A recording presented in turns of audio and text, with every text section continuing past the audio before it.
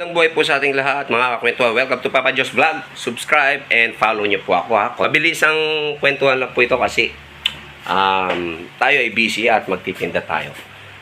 Papakita ko lang po sa inyo ang dalawang klase ng freezer. Baka magkaroon kayo ng idea dito kung kayo ay nagne-negosyo ng frozen goods, frozen items, frozen meat, etc. So let's go.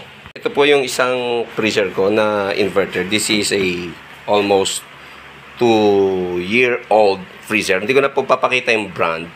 But this is inverter. So, medyo malaki po ito. Hindi ko po alam kung ilang cubic feet. 4 na dangkal. So, let's go. O, may extra pa yung Aguilar. So, isa po sa safety na magagawa natin para sa ating freezer ay ang lagyan po ito ng sako. Yan, no? So, pagka nagkaroon kayo ng ice, madaling ihilahin ito. Ang point po natin dito, pag-usapan natin ay tungkol sa walling and sa flooring. This is made of aluminum. So, ano ba to? Parang 2 years old po yata ito. Wala pa, 1.5. Ang nangyari po dyan ay puro butas. Sapagkat sa direktang salita, hindi po maganda ang flooring niya and walling niya. Pag yan po ay nabagsakan ng yelo, butas. Nabagsakan ng few items, butas. So, ito po yung nakaraang 2 years na freezer namin na binili. But still, this is in great condition po. Wala naman daw pong problema pag yan nabubutas. Ang pantapal daw po dyan, yung pantapal ng kaldero. Maganda maglamig. And then, yan.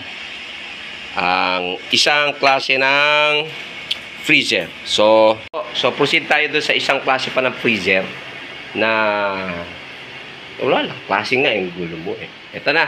Ito yung malaki. This is 17 cubic feet. Hindi ko na papakita yung ating brand. But ang punto rito, dapat po mas maganda na ito sapagkat ayun, nakita na yata yung brand eh. Okay? So, napakalaking freezer, napakalaking bakante. Ito po ay medyo bagong modelo. Ito po, ang walling nito and flooring niya ay tinatawag na galvanized. Sa pagkakalam ko po, ang tawag nila dito ay galvanized walling. Ano pong punto rito? Yung walling po nito ay made of ibang klaseng material. Galvanized nga eh.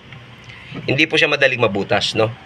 So, baka po kasi nag-idea kayo magkaroon ng negosyo. So, hindi po ito mabilis yung mabutas, mabagsakan na yelo or some other items.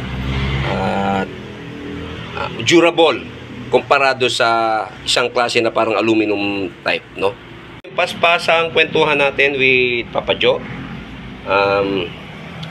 Wala nang iba pa. Both of these freezers is inverter po, no? Huwag na po tayo bibili ng, para sa akin, it's up to you. Huwag na kayong bibili ng mga gamit na hindi inverter, no? Pagka may inverter, bumili na po ng bago. Lalo na kung nagnenegosyo kayo, invest sa negosyo ninyo. Don't invest with liabilities, but invest with investment. So, ito po ay bumili kami sapagkat it's October 10 sweldo. So in just a couple of weeks ay November na. So medyo magkakaroon na tayo ng benta. So kailangan nag-stock tayo ng manok para hindi tayo manok or whatever. Para hindi tayo palengke araw-araw. So sana po makatulong sa inyo yan. Dalawang klase ng freezer, parehong inverter, but ang loob ay isa ay aluminum, madaling mabutas. Yung isa ay bagong modelo, ay galvanized, ay mas durable. Salamat po. God bless us all. Sana po makatulong. Kung makatulong, gamitin. Kung hindi makatulong, isnabin. Bye-bye. Love you.